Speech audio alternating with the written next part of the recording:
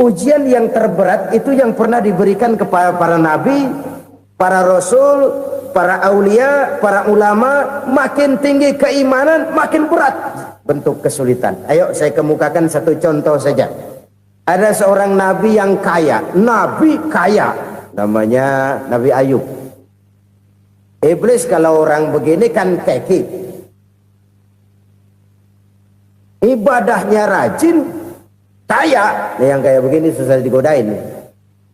Kalau ibadahnya rajin, miskin, kali bisa disogok. Sini imannya mantap, ibadahnya rajin, kaya, nabi lagi. Oh, tapi namanya iblis, nggak kurang akal. Laporan, Tuhan, kenapa Les? Ya ini bahasa saya, bahasa Qurannya sih nggak gitu. Itu hambamu yang namanya Ayub, dia rajin ibadah cuma karena dikasih kaya aja. Coba kasih miskin dia, berhenti dia sembahyang. Ah, kamu bisa aja. Saya tahu Ayub itu hambaku yang ikhlas. Saya buktiin Tuhan, silahkan. Dibuktiin lah, iblis turun ke alamin. Yang mula-mula dia lakukan, dia rusak sawah ladang Nabi Ayub. Dia binasakan binatang ternak Nabi Ayub. Sehingga dalam waktu singkat, jatuhlah Nabi Ayub dari orang paling kaya jadi orang paling miskin.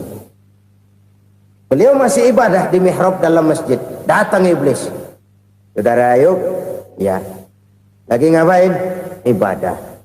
Nyembah Allah, nyembah Allah. Oh, percuma. Kenapa? Tuhan yang ente sembah nih, dia udah bikin miskin ente. Sawah ladang ente hancur lebur, binatang ternak binasa. Sekarang ente jadi orang paling miskin. Ngapain nyembah Tuhan kayak begitu? Tekor. Udah berhenti dah ibadah, berhenti ibadah. Ini iblis sama Tuhan laporannya lain, yang dikerjakan kepada Nabi Ayub juga lain. Benar begitu iblis, kata Nabi Ayub. Iya. Sawah ladang saya habis, buras. Binatang ternak saya binasa, binasa. Saya miskin, bangpak. Apa jawab Nabi Ayub? Bukan innalillahi, ya ini hebat. Alhamdulillahillazi a'tani wa akhza minni. Segala puji bagi Allah yang telah memberikan harta kepada saya dan sekarang mengambilnya lagi. Alhamdulillah. Allah yang ngasih, Allah yang ambil. Itu mah urusan Allah. Iblis cuman ibadah jalan terus, sujud lagi Nabi Ayub. Iblis seleher gondok banget.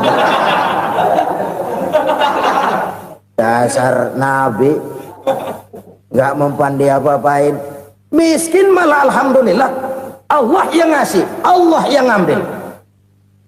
Jadi kalau kita tidak komit, kita tidak terikat kepada kaya, miskin, senang, susah, apa yang bisa bikin kita susah?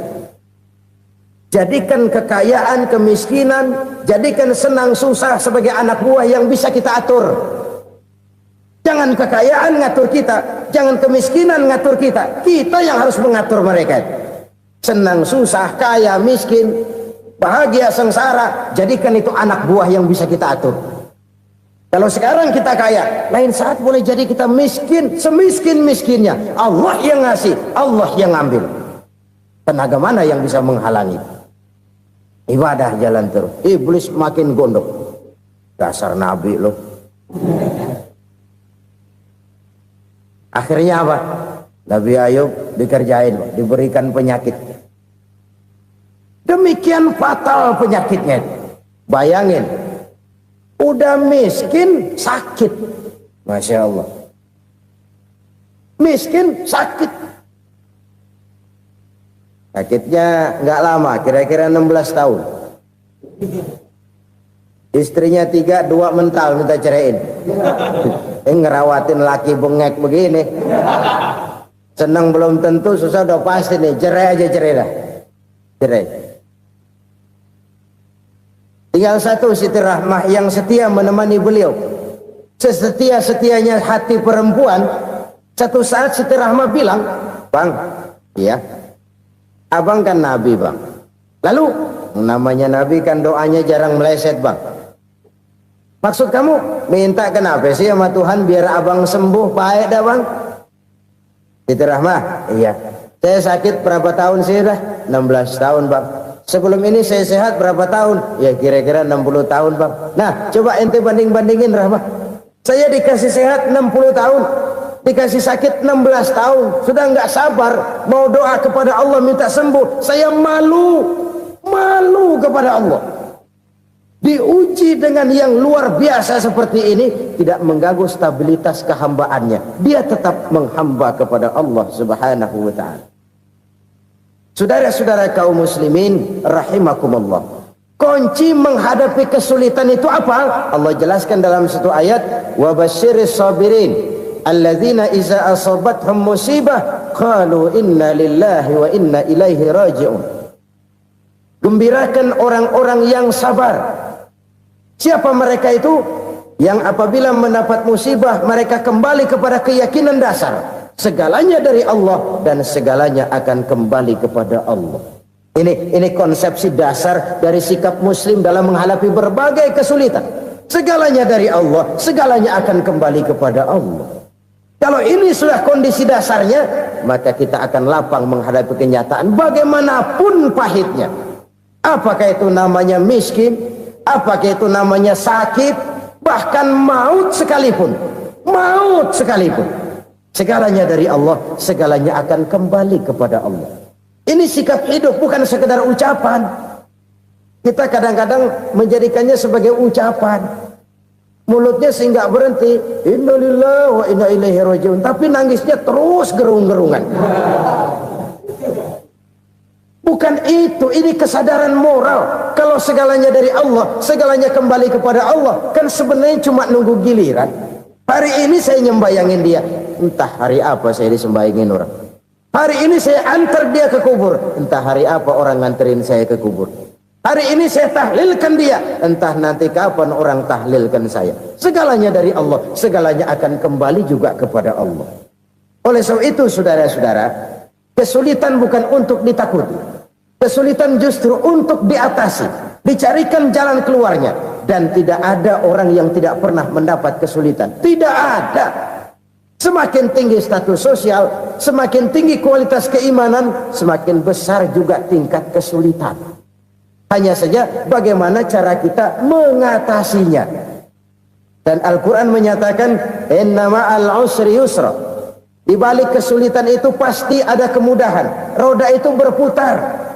Karena itu Rasulullah sallallahu alaihi wasallam mengingatkan kepada kita, ta'arraf ilallahi fir raha ya'rifka fis syiddah. Ingatlah kepada Allah di waktu kamu senang, supaya Allah ingat kepada kamu di waktu kamu susah. Kalau waktu senang kita ingat kepada Allah, kita susah, Allah tidak akan meninggalkan kita. Tapi kalau waktu senang kita jauh dari Allah, sujud tidak sempat, dengan masjid jauh, ketika senang kita lupakan Allah.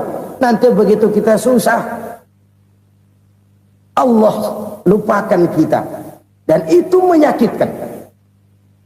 Oleh karena itu orang-orang tua kita dulu bilang, kalau lagi sehat ingat-ingat lu bakal sakit nanti. Kalau lagi kaya ingat-ingat satu saat kita bakal jatuh miskin. Bahkan kalau lagi muda, ingat-ingat kita bakal tua. Dan yang terpenting, kalau lagi hidup, ingat-ingat kita bakal mati. Saudara-saudara kaum muslimin, rahimakumullah. Jadi yang kedua, yang merupakan perbendaharaan surga, menyembunyikan musibah. Saudara-saudara kaum muslimin, rahimakumullah. Hal ketiga yang merupakan perbendaharaan surga adalah wasilatur rahmi. Orang yang suka bersilaturahmi. Sebagaimana yang kita maklum bahwa manusia adalah makhluk yang disebut zon politika. Makhluk sosial yang tidak mungkin hidup sendiri-sendiri. Betapa dan siapapun kita memerlukan orang lain. Bodoh betul manusia kalau tinggal di tengah masyarakat tapi tidak mau bermasyarakat. Merasa hebat sendiri, pinter sendiri, gagah sendiri, kaya sendiri. Mungkin kalau mati juga ngubur sendiri. Jangankan kita di sini, di sorga saja Nabi Adam waktu sendirian bengong melulu, mondar mandir. Allah tegur dalam sepidam. Ya ini kalau bahasa saya. Iya Tuhan, sepi ini nggak ada colek-colekan pisan ini. Diciptakan Siti Hawa, baru anteng Nabi Adam. Itu di surga. Cobalah. Umpamanya saudara tinggal di Jakarta nih. Kayak bener. Apaan aja di Jakarta punya saudara dah. Jembatan Semanggi ambil. Monas, Buntel bawa pulang. Hotel-hotel ambil semua. Cuman tinggal di Jakarta sendirian, apa enaknya? Betapa dan siapapun kita perlu orang lain. Tidak ada seorang pun yang bisa memenuhi kebutuhan hidupnya secara sendiri-sendiri. Nah, Islam telah menyelamatkan manusia dari ras diskriminasi, mengikat manusia dengan persaudaraan yang berlandaskan kepada akidah. Karena itu dianjurkan bersilaturahmi. Bahkan Nabi menyatakan, man arada ayyubsata lahu fi rizqihi wa yunsa'a fi atharihi falyasil rahimah. Siapa yang kepengen diluaskan rezekinya dan dipanjangkan usianya, banyaklah ia bersilaturahmi. Siapa yang kepengen dimudahkan rezekinya, hendaknya ia banyak bersilaturahmi. Kalau banyak teman, kesulitan kan paling tidak ada tempat cerita. Udah susah, sendirian kita pikirin diri, nggak ada tempat tukar pikiran. Cepet banget sama bengek. Dilawan sendiri. Nah, secara makro kita bisa berkata, tidak mungkin ada kemenangan kalau tidak ada kekuatan. Tidak ada kekuatan kalau tidak ada kesatuan dan persatuan. Tidak mungkin ada kesatuan dan persatuan tanpa semangat silaturahmi. Kalau umat Islam mau menang, dia harus kuat. Kalau umat Islam mau kuat, dia harus bersatu. Kalau umat Islam mau bersatu, dia harus membudayakan silaturahmi ini. Bahkan sampai-sampai kata Nabi, kalau bisa cari nilai tambah. Apa? Silman qata'ak. Bersilaturahmilah kau kepada orang yang marah denganmu. Masya Allah, indahnya ajaran agama kita. Orang yang marah pun kepada kita, kata Nabi, kalau bisa bersilaturahmilah kepadanya, kepada orang yang marah itu. Di situ nilai tambah. Cuman jujur nih hadis, ngucapinnya gampang, ngamalinnya yang berat banget. Orang marah sama kita disuruh silaturahmi, ada apa malu? Lu marah, ada gua marahan lagi. Enggak pikirin. Saudara-saudara kaum muslimin rahimakumullah. Tapi ini yang diajarkan, bahkan ini yang dicontohkan oleh baginda Rasul. Bagaimana begitu mudah, misalnya satu saat Abu Jahal ini ngatur strategi bagaimana bikin Muhammad celaka. Dia gali lubang di depan tempat tidurnya. Dia tutupin daun korma. Terus dia panggil seseorang, ke sini. Kasih tahu Muhammad, pamannya sakit keras, minta ditengokin. Berangkat orang ini ke sana. Muhammad, labbaik. Pamanmu sakit keras, dia minta ditengokin. Baik, saya akan datang menjenguk beliau. Berangkatlah Nabi ke rumah Abu Jahal tanpa prasangka apapun. Abu Jahal udah pasang setil, selimut 3 rangkap setengah dia pakai, persis kayak orang meriang. Tapi sembari ngintip dari balik selimut, begitu Muhammad buka pintu, nah masuk perangkap nih. Muhammad jalan menuju tempat pembaringan. Makin lama makin dekat, makin lama makin dekat, makin dekat ke lubang yang dipasang oleh Abu Jahal itu. Dalam hati Abu Jahal, terus dah jatuh, mampus dah lo ini. Mampus lo hari ini. Apa yang terjadi? Malaikat Jibril datang. Muhammad, pamanmu cuma pura-pura sakit. Di depan tempat tidurnya ada lubang perangkap supaya kamu jatuh ke situ. Sudah, kamu pulang. Balik kanan Nabi. Sudah hampir jatuh ke lubang, balik kanan, pulang. Bayangin kecewanya Abu Jahal. Muhammad dikit lagi, Muhammad dikit lagi. Enggak paman, saya pulang aja. Emosi bangun dari tempat tidur, enggak sadar kalau lagi pura-pura sakit. Lompat ngejar Nabi, dia lupa dengan lubang yang dia gali. Usrak, nyemplung sendiri ke dalam lubang.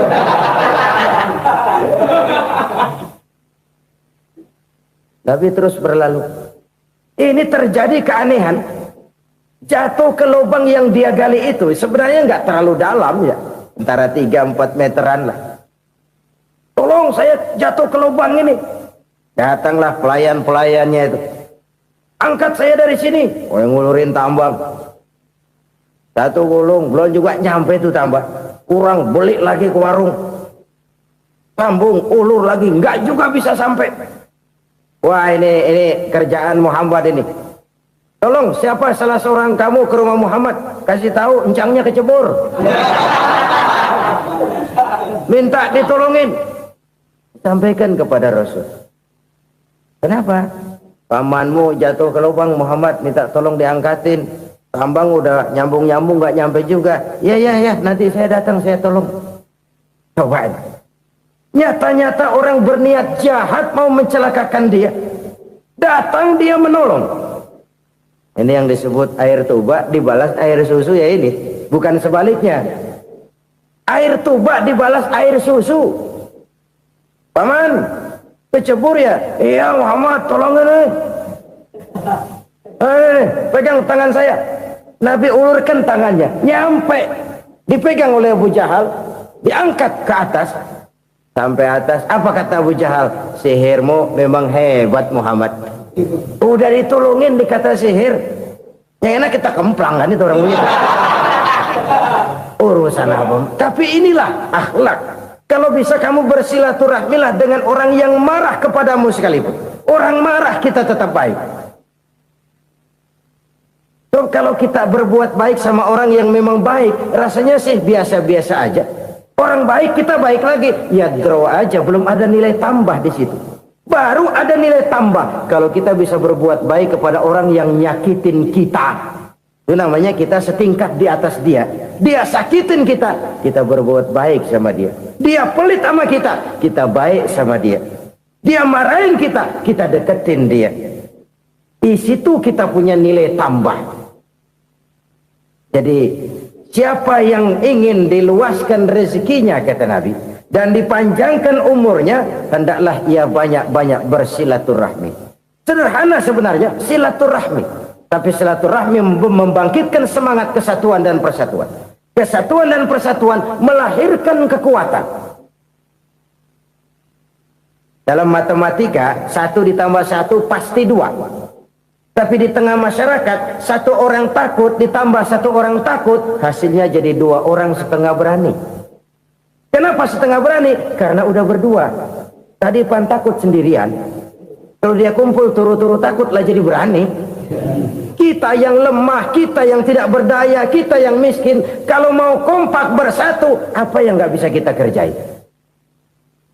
Apalagi tinggal di kota besar, pilihan cuma 2. Bertahan atau minggir. Bertahan atau minggir. Untuk bisa bertahan harus mampu bersaing. Untuk mampu bersaing harus punya keahlian. Keahlian harus ditunjang dengan pendidikan, ditambah oleh kekompakan sebagai umat. Udah miskin mencar mulu, orang injek kita. Orang nggak pandang urusan apa yang malu. Oleh karena itu silaturahmi pada hakikatnya merupakan ruh dari ukhuwah yang diajarkan oleh agama kita. Bagaimana Islam menyelamatkan masyarakat manusia dari ras diskriminasi, mengikat manusia, dan tidak ada persaudaraan yang lebih indah selain persaudaraan yang diikat dengan nilai-nilai akidah. Sepanjang orang di jalan Allah, itulah saudara kita. Keluar dia dari jalan Allah, selesailah persaudaraan sampai di situ. Karena itu, kalau ingin menyimpan sesuatu di surga, banyaklah bersilaturahmi. Datang ke rumah ini, datang ke rumah itu, dan lain sebagainya. Itu simpanan kita di akhirat nanti. Ini yang ketiga. Saudara-saudara, yang keempat, perbendaharaan surga itu apa? Wa qawlu la hawla wa la quwwata illa billah. Ucapan la hawla wa la quwwata illa billah. Ibadah kan ada yang berat, modalnya besar. Bangun masjid berat, modalnya besar. Bangun rumah sakit berat, modalnya besar. Ada ibadah yang berat, tapi modalnya ringan. Misalnya puasa. Puasa itu berat, mengendalikan nafsu. Kalau sekedar nggak makan nggak minum sih enteng, mengendalikan nafsu itu jihad terbesar. Tapi kan modalnya ringan, cuma niat.